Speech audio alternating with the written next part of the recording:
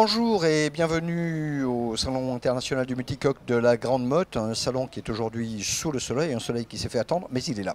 Nous recevons aujourd'hui au club VIP Bernard Mondoulet. Bonjour. Bonjour. Bonjour Jean-Christophe. Bonjour. Bon, je rappelle Bernard Mondoulet que vous êtes ici le représentant de la SABEX. En gros, c'est la FIN, la Fédération des industries nautiques sud-africaines. L'Afrique du Sud qui est présente sur ce salon avec des nouveautés. D'ailleurs, je vous propose de regarder les nouveautés de ce salon 2013.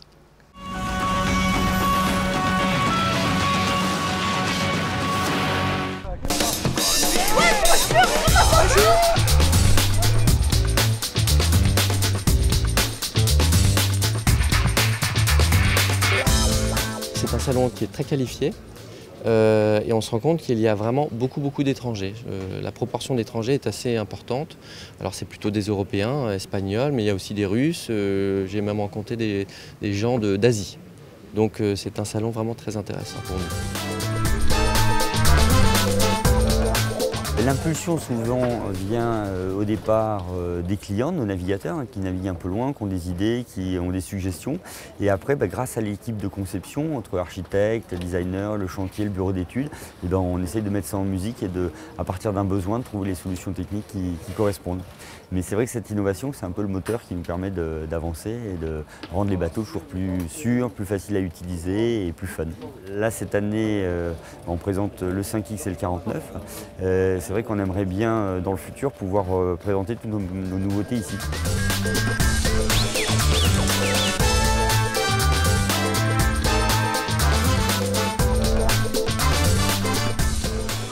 Écoutez, il y a une concentration unique de multicoques. Il y a vraiment à la fois les produits, les bateaux, mais aussi les architectes, les équipements. Et comme aujourd'hui, il y a une vraie dynamique autour du multicoque, c'est vraiment un salon où un petit peu la communauté du multicoque international se retrouve.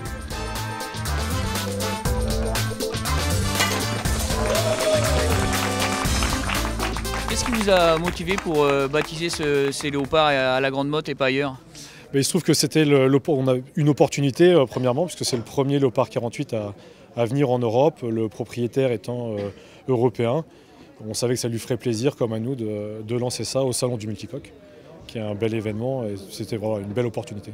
L'Afrique du Sud, c'est la deuxième nation en matière de construction de catamarans. C'est près de plus de 20 ans d'expérience en la matière. Donc c'est plutôt une émergence en Europe, mais on était déjà présent partout dans le monde. Léopard Catamaran, deuxième constructeur mondial, c'est 120 bateaux. Pour faire 120 bateaux par an, il n'y a pas de secret, il n'y a que 365 jours dans l'année.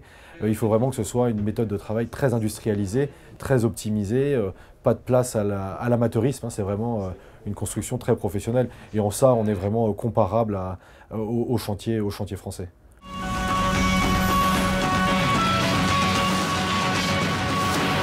Bernard Mondoulet, l'Afrique du Sud, c'est l'autre grand pays du catamaran, ce qui veut dire que le premier grand pays, c'est la France. Bon, ce n'est pas comme dans le rugby où les box sont souvent bien meilleurs que les bleus.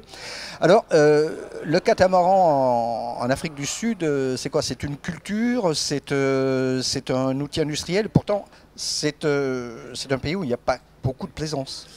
Oui, en fait, c'est un des plus vieux pays qui ont construit des catamarans, puisque je pense qu'on est à peu près historiquement au même niveau que Fontaine-Pajot. Les premiers catamarans ont existé en 80. Et c'est assez curieux puisqu'il y a une culture de catamarans spécifiquement en Afrique du Sud. Ils ont des monocoques, mais la construction, c'est vraiment du catamaran. Et il y a beaucoup de constructeurs de catamarans. C'est pour ça qu'on dit que la France est le premier et l'Afrique du Sud est le second. Alors Jean-Christophe, pourquoi justement l'Afrique du Sud a-t-elle cette culture de catamaran? Mais parce qu'on a vraiment un peuple de marins situés en bas de l'Afrique et qui ont l'habitude de naviguer. Et pour naviguer, quoi qu'on en dise, le catamaran, c'est quand même l'engin qui permet d'aller vite, confortablement. Et donc, quand on est un peuple de navigateurs, on n'hésite pas à naviguer en catamaran. Et on a, par exemple, en Afrique du Sud, là, on a eu la chance de voir pour la première fois en Europe le TAC 60, un bateau custom ou semi-custom, particulièrement abouti. Peut-être pouvez-vous nous expliquer ce type de bateau?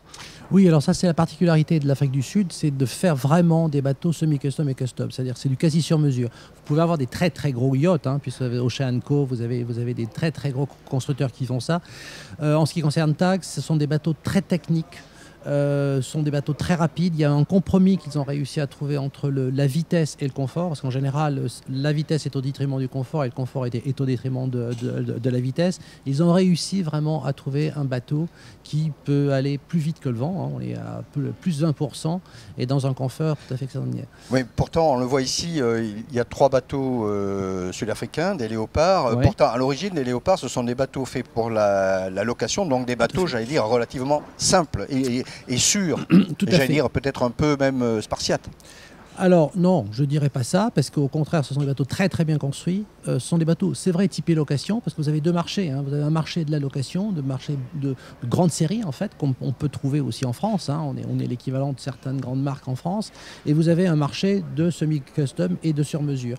La particularité des bateaux sud-africains, c'est que pour traverser les mers et pour mettre des bateaux à l'eau dans la baie de Cape Town, les vents sont à 60 nœuds, donc il faut que les bateaux soient bien construits, qu'ils soient de série ou qu'ils soient semi-custom. Alors justement, on a des bateaux de série, des bateaux semi-custom, voire complètement custom.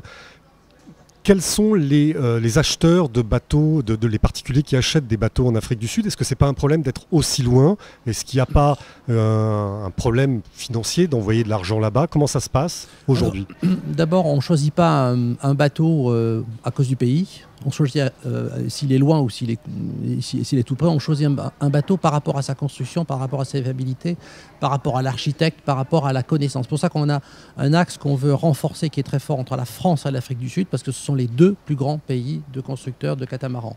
Donc ça, c'est un gage de fiabilité.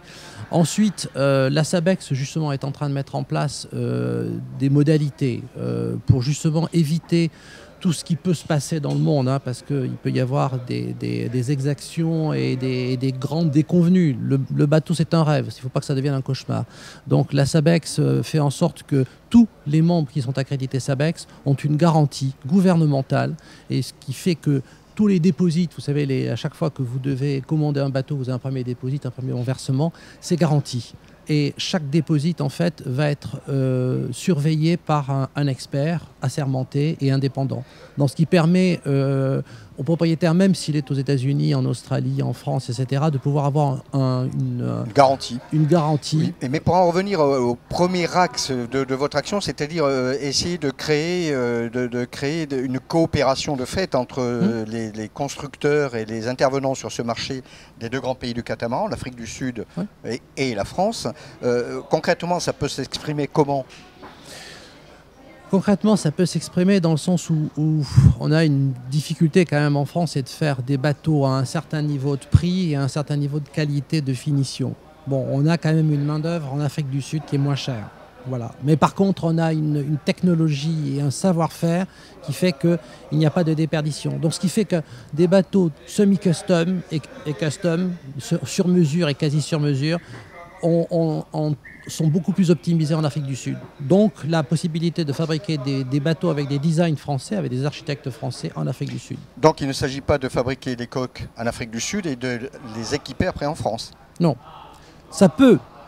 Il peut y avoir ce type de proposition. C'est d'ailleurs fait par des grandes marques de monocoques, Southern Wind, qui fait une partie des coques et de la finition. Ce sont des monocoques, hein, ce n'est pas des multicoques italiens très prestigieux qui sont terminés ensuite et signés en Italie. Mais la quasi-totalité du semi-custom se fera en Afrique du Sud. Et donc, le bateau est construit en Afrique du Sud, les propriétaires partent directement d'Afrique du Sud, font réimporter leur bateau dans leur pays d'origine. Comment ça se passe en général? Alors, il y a toutes les formules. La plupart du temps, les propriétaires viennent voir leur bateau, au moins déjà. Ils viennent 1 fois ou 2 fois. En plus, Cape Town, c'est merveilleux, c'est un pays extraordinaire. Soit nous recommandons, parce que la plupart des bateaux naviguent, donc ils ne prennent pas le cargo. Pour les bateaux semi-custom, on part directement. Soit ils partent directement via Brésil, via l'Europe, soit on leur conseille de prendre un équipage, parce que je pense que les mers sont difficiles.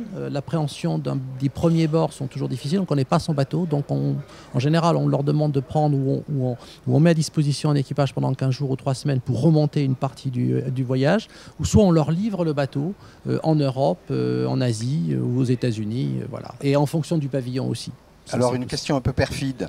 Ce projet d'alliance, j'allais dire stratégique, entre la France et l'Afrique du Sud, est-ce que ce n'est pas aussi pour l'Afrique du Sud, qui construit donc des bateaux solides, vous l'avez dit, d'accéder à des marchés qui jusqu'à présent sont un peu phagocytés par les constructeurs français? Non, non, parce que dans le sens où vous avez encore une fois, vous avez deux grandes productions. La production de série, vous avez Léopard en Afrique du Sud, qui peut être comparé à d'autres grandes marques françaises, Lagoon, Fontaine, bon, je ne vais pas tous les citer. Ce sont des compétiteurs, mais ils ont un marché propre. Le marché du sur-mesure, si vous voulez, il n'y a pas grand monde en fait. Et plus ça va, plus au lieu de faire du sur-mesure qui va partir en Malaisie, au Sri Lanka ou dans des pays assez exotiques où on n'a absolument aucune garantie en fait de la qualité, je préfère mettre en place un axe avec les deux plus grands pays qui ont une connaissance historique du catamaran. Et donc on arrive aujourd'hui à donc, ces bateaux sur mesure qui seraient plutôt construits en Afrique du Sud et plus une grande production en Europe. C'est complètement changé ce qu'on a l'habitude de voir, où on dit que ce sont plutôt les pays du Sud qui font les grandes séries et le savoir-faire qui serait plutôt en Europe. C'est étonnant quand même. Non, tu auras toujours des grandes séries en Europe et des grandes séries en Afrique du Sud. Ce sont des métiers très différents. Comme tu as aussi des grandes productions industrielles hollandaises et des productions hollandaises qui sont en Afrique du Sud. On retrouve les méga-yachts, il y en a une partie qui sont fabriquées en Hollande, en Finlande, etc. et une partie qui est fabriquée en Afrique du Sud. Vous avez des très grandes maisons historiques, Damen, Vicraft, qui font des bateaux de croisière, etc. Bon, on les trouve en Afrique du Sud comme on les trouve dans le Nord. Donc il y a un partage du marché. Ce qui est important de montrer, par rapport à des marchés émergents qui sont en train qui peuvent être très puissants, c'est de montrer qu'il y a un axe qui est très fort. Il y a deux pays historiques qui savent faire des bateaux, qui ont la connaissance, qui ont les hommes et qui ont les compétences, c'est la France et l'Afrique du Sud. Et cette proposition, elle est reçue comment côté français? Alors, côté français, mais côté français comme côté sud-africain, on est des gens très individualistes, que ce soit les Français, que ce soit les Sudaf. Les Sudaf aiment bien garder leur précaré, et les Français aussi. On est dans un monde où il faut savoir travailler ensemble. On est dans un monde où si on ne sait pas travailler ensemble, si on ne sait pas mettre en commun des moyens, des outils et des hommes, on perdra des marchés et les marchés iront ailleurs. Donc aujourd'hui, un axe franco-sud-africain pourrait naître pour être le nouveau grand pôle de la construction de multicoques. C'est votre idée? C'est l'idée. Bien, écoutez, merci et puis bon salon, et peut-être que déjà vous êtes en train de voir auprès des exposants de mettre en œuvre les éléments pour cette coopération. Oui, vous aurez des nouvelles je pense au cours de l'été et sûrement peut-être même des modèles au salon de La Rochelle et sûrement à Paris de toute façon. Bien, merci et merci. Bon salon à vous et bon salon à tous. On se retrouve demain avec notre invité du Club VIP.